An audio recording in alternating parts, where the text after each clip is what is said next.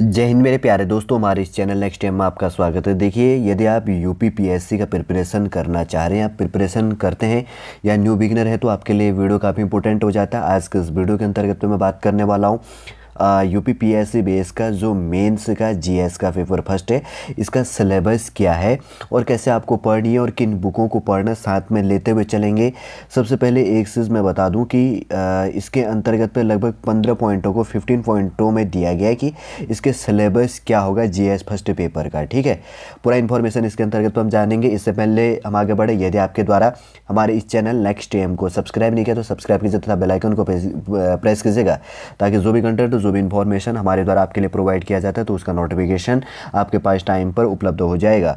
देखिए, हम क्या बात करने वाले हैं, यूपी पीएससी का जीएस पेपर फर्स्ट है, उसका सिलेबस क्या है। प्ले लिस्ट पर जाकर देखिएगा। इससे पहले प्री के सिलेबस और जो हिंदी का पेपर होता है और ऐसे राइटिंग का पेपर होता है, उसका सिलेबस भी मैंने प्ले लिस्ट पर आपके लिए प्रोवाइड किया है। और 2023 बेस का जो यूपी पीएससी मेंस का पेपर था, उस पेपर को भी सॉलिड रूप से डिस्कस किया गया है। प्ले लिस्ट पर जाकर आप देख सकते हैं। ठीक है, पूरा नेक्स्ट टाइम चैनल के अंतर्गत पे आपके लिए प्रोवाइड किया गया।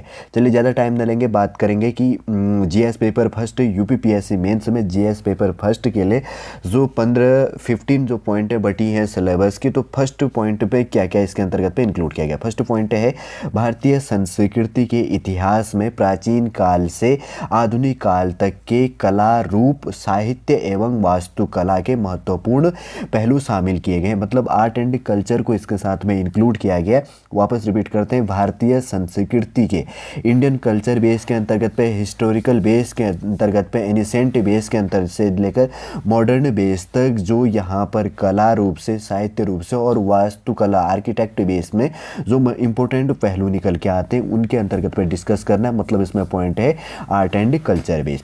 ठीक है, पहला पॉइंट आप समझ गए होंगे। और उसके बाद में दूसरा पॉइंट है इसके अंतर्गत पर आधुनिक भारतीय इतिहास 1757 से लेकर 1947 तक। देखिए, मॉडर्न हिस्ट्री बेस के अंतर्गत पे इंडियन हिस्ट्री को रिलेट किया गया, जिसके अंतर्गत पे 1757 से लेकर 1947 तक के अंतर्गत की महत्वपूर्ण घटनाएं, उसके अंतर्गत पे व्यक्तित्व एवं समस्याएं एटसेट्रा इसके साथ में इंक्लूड किया गया है। ठीक है, क्या चीज़ है, इंडियन जो मॉडर्न हिस्ट्री बेस के अंतर्गत पे आधुनिक भारतीय इतिहास के बेस में 1757 से लेकर 1947 तक जो महत्वपूर्ण घटनाएं हुई, जो उसके अंतर्गत पे व्यक्तित्व निकल के आया और उसके अंतर्गत पे जो भी प्रॉब्लम थे एटसेट्रा, जो भी चीज़ इसके अंतर्गत पे आ गया था, उनको इसके अंतर्गत पे इंक्लूड किया गया। थर्ड पॉइंट है इसके अंतर्गत पर आ जाता है स्वतंत्रता संग्राम इसके अंतर्गत में। तो इसके अंतर्गत में विभिन्न चरण और देश के विभिन्न भागों से इसमें अपना योगदान देने वाले महत्वपूर्ण व्यक्ति और उनका योगदान क्या था। स्वतंत्रता संग्राम के अंतर्गत पे जो अलग अलग चरणों पे लेके आया और देश के विभिन्न भागों से, मतलब देश के जो अभी तो उस टाइम पे प्रांतों में था, अभी क्या है 28 राज्य तथा 9 केंद्र शासित प्रदेशों में बटा है। तो उसको उस रूप से अब मैं क्या करना है, तैयारी करनी है और देखना है कि देश के विभिन्न भागों से इसमें अपना उनका क्या योगदान देने वाले जो महत्वपूर्ण व्यक्ति थे और उनका योगदान क्या था। खास तौर पर उत्तर प्रदेश को साथ में रिलेट करते हुए लेके चलना है इसको। ठीक है, उसके बाद में फोर्थ नंबर का टॉपिक है स्वतंत्रता के पश्चात देश के अंदर एकीकरण और पुनर्गठन। देखिए, 1965 ईस्वी तक 1965 तक में क्या है कि स्वतंत्रता के पश्चात देश के अंदर क्या हो रहा था, एकीकरण और पुनर्गठन, जो 1965 ईस्वी तक था, उससे संबंधित टॉपिक यहाँ पर रिलेट है। फिर उसके बाद में 5 नंबर की बात करेंगे तो विश्व के इतिहास में, ठीक है ना, वर्ल्ड हिस्ट्री के बेस के अंतर्गत पे 18वीं सदी के अंतर्गत पर 18वीं सदी से 20वीं 20 सेंचुरी बेस के अंतर्गत 20वीं सदी के मध्य तक की जो घटनाएं हैं, जैसे कि बात करेंगे कि फ्रांसीसी क्रांति हो गया, 1789 औद्योगिक क्रांति हो गया, विश्व युद्ध हो गया, राष्ट्रीय सीमाओं का पुनः सीमांकन करना, उपनिवेशवाद हो गया, उपनिवेशवाद की समाप्ति, और उसके बाद में राजनीतिक दर्शन शास्त्र जैसे साम्यवाद हो गया, पूंजीवाद हो गया, समाजवाद हो गया, नाजीवाद हो गया, फांसीवाद इत्यादि के रूप में, और समाज पर उनके प्रभाव इत्यादि शामिल इसके अंतर्गत पे होगा। वर्ल्ड वर्ल्ड हिस्ट्री को भी साथ में इंक्लूड किया गया। अभी तक आपने टॉपिक देखा होगा आर्ट एंड कल्चर से और इंडियन हिस्ट्री बेस के अंतर्गत पर अब वर्ल्ड हिस्ट्री का टॉपिक भी साथ में यहाँ पर रिलेट किया गया है, ठीक है। फिर उसके बाद में पॉइंट 6 से है भारतीय समाज और संस्कृति की मुख्य विशेषताएं क्या है, ठीक है ना। इंडियन सोसाइटीज बेस को भी साथ में इंक्लूड किया गया और साथ में संस्कृति कल्चर की जो मुख्य यहाँ पर विशेषताएं साथ में इसको लेके हुए चला है, ठीक है। फिर उसके बाद में पॉइंट नंबर 7 की बात करें तो महिला समाज और महिला संगठनों की भूमिका। सबसे पहले महिला समाज हो गया, महिला का सामाजिक बेस के अंतर्गत पर, और महिला संगठन जो यूनियन बने उनकी क्या भूमिका बेस है। फिर उसके बाद में पॉपुलेशन जनसंख्या संबंधी उद्देश्य तथा संबद्ध समस्याएं जो प्रॉब्लम निकल के आती हैं उनके बेस में, और गरीबी और विकासात्मक विषय जो महिलाओं के लिए गरीबी और विकासात्मक विषय है। अर्बनाइजेशन की हो गया, शहरीकरण हो गया, और उसके बाद में उनकी समस्याएं और उनके समाधान क्या है इसके साथ में इंक्लूड हो गया, ठीक है ना। फीमेल बेस के अंतर्गत पे समाज के बेस में किस प्रकार से होता है, इंडियन सोसाइटीज़ के साथ में रिलेट करके ये बुक भी है, तो उसको साथ में लेके आप स्टडी कर सकते हैं इन पॉइंटों को, ठीक है। और उसके बाद में पॉइंट नंबर 8 की बात करें तो उदारीकरण हो गया। फिर उसके बाद में निजीकरण क्या है, 8वें नंबर का पॉइंट है उदारीकरण, निजीकरण और वैश्वीकरण, ठीक है ना। ग्लोबलाइजेशन जिसको कहा जाता है का अभिप्राय और उनका भारतीय समाज के अर्थव्यवस्था और राज्य व्यवस्था और समाज संरचना पर प्रभाव। उदारीकरण हो गया, निजीकरण हो गया और वैश्वीकरण के बेस के अंतर्गत पे का क्या अभिप्राय, इससे आप क्या समझते हैं, और वो भारतीय समाज के अर्थ के अंतर्गत पे व्यवस्था, राज्य व्यवस्था और समाज संरचना पर क्या प्रभाव पड़ता है, उन चीज़ों को इसके अंतर्गत पर आपको अध्ययन करना है। फिर उसके बाद में पॉइंट नंबर 9 है सामाजिक सशक्तिकरण, सांप्रदायिकता हो गया, क्षेत्रवाद हो गया और धर्मनिरपेक्षता। एक टॉपिक क्या है, सामाजिक सशक्तिकरण क्या है, फिर उसके बाद में सांप्रदायिकता क्या है, फिर उसके बाद में क्षेत्रवाद क्या है और उसके बाद में धर्मनिरपेक्षता क्या है। 4 टॉपिक हैं इसके अंतर्गत भी रिलेट की गई हैं। इससे भी एग्जामिनर आपके लिए क्वेश्चन पूछेगा। और उसके बाद में 10 नंबर का पॉइंट है विश्व के प्रमुख प्राकृतिक संसाधनों का वितरण। जल, मिट्टियाँ व वन हो गया। दक्षिण एवं दक्षिण पूर्व एशिया में हो गया। भारत के विशेष संदर्भ के अंतर्गत पे जो विश्व के अंतर्गत में प्रमुख प्राकृतिक संसाधनों का वितरण है और भारत के संदर्भ में इंडिया से रिलेट करते हुए आपको टॉपिक को पढ़ना है, जिनमें जल हो गया, मिट्टी होगी एवं वन हो गए।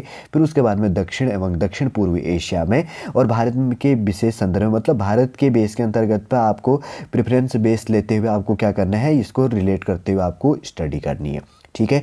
उसके बाद में पॉइंट नंबर 11 की बात करेंगे तो भौतिक भूगोल की प्रमुख विशिष्टताएं, मतलब अब इसके अंतर्गत पे ज्योग्राफी को भी रिलेट करना है और उसके फिजिकल ज्योग्राफी जिसको कहेंगे भौतिक भूगोल की प्रमुख विशिष्टताएं होगी, जिसके अंतर्गत पर अर्थक्वेक हो गया, सुनामी हो गया, ज्वालामुखी क्रियाएं होगी, चक्रवात हो गया, समुद्री जलधाराएं होगी और उसके बाद में पवन हो गया और उसके बाद में हिमसरिताएं इसके अंतर्गत रिलेट हो जाती हैं, ठीक है ना। ये भी समझ गए होंगे। फिर उसके बाद में देखते हैं इसमें पॉइंट नंबर है 12 नंबर का, ठीक है।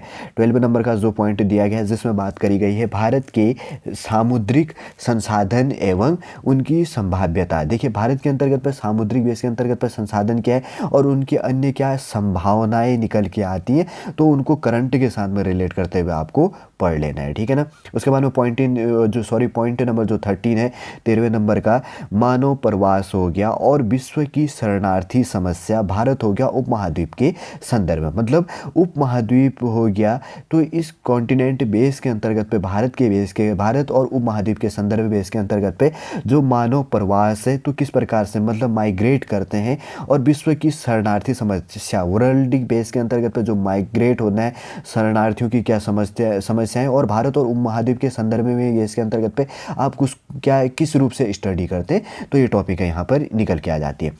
और पॉइंट नंबर 14 नंबर में 14वें नंबर की बात करें तो सीमांत तथा सीमाएं। भारत हो गया उपमहाद्वीप के संदर्भ में, क्या कह रहा है, सीमांत तथा सीमाएं, और उसके बाद में भारत उपमहाद्वीप के संदर्भ में सीमाएं और सीमांत जो एरिया है उसके बारे में यहाँ पर डिस्कस करना, उससे रिलेटिव आपको स्टडी करनी है, ठीक है। उसके बाद में पॉइंट नंबर 15वें नंबर का पॉइंट है जनसंख्या एवं अधिवास। इसके अंतर्गत आता है पॉपुलेशन बेस के अंतर्गत पर और अधिवास आ जाता है। प्रकार एवं प्रतिरूप, आप उसके अंतर्गत पर स्टडी करनी है प्रकार एवं प्रतिरूप के रूप में।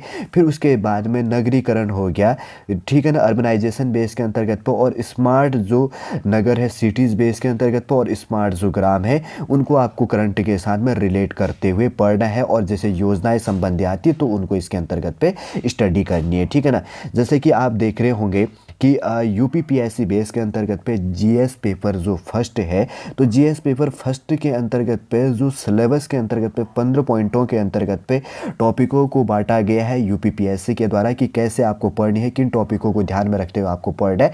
अगर आप इन टॉपिकों को पढ़ते हैं तो आपके लिए मतलब 20 क्वेश्चन या जितने भी क्वेश्चन इसके अंतर्गत पे पूछा जाता है, तो उसके अंतर्गत पर आपको कैसे आंसर लिखनी, क्या क्वेश्चन पूछना है, आधे से ज़्यादा आपको सिलेबस बेस से रिलेट हो जाता है। इसलिए सावधानी पूर्वक सिलेबस को आप पॉज करके स्क्रीनशॉट ले लीजिएगा या नोट डाउन कर लीजिएगा और समझिएगा किस रूप से आपको इसके अंतर्गत पर स्टडी करनी है, ठीक है ना।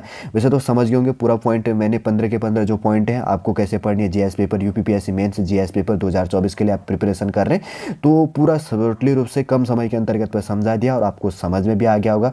चलिए दोस्तों, वीडियो हम यहीं पर समाप्त करते हैं और नेक्स्ट वीडियो के अंतर्गत में हम बात करेंगे जीएस पेपर सेकंड के अंतर्गत में कि उसका सिलेबस क्या है, कैसे आपको स्टडी करनी है, क्या क्या पॉइंटें रिलेट करी गई है और कैसे आपको कंपैरिजन करके उसको रियलाइज़ करना है। चलिए वापस वीडियो हम यहीं पर समाप्त करते हैं। नेक्स्ट क्लास के अंतर्गत में हम आपसे मिलेंगे। जय हिंद, जय भारत।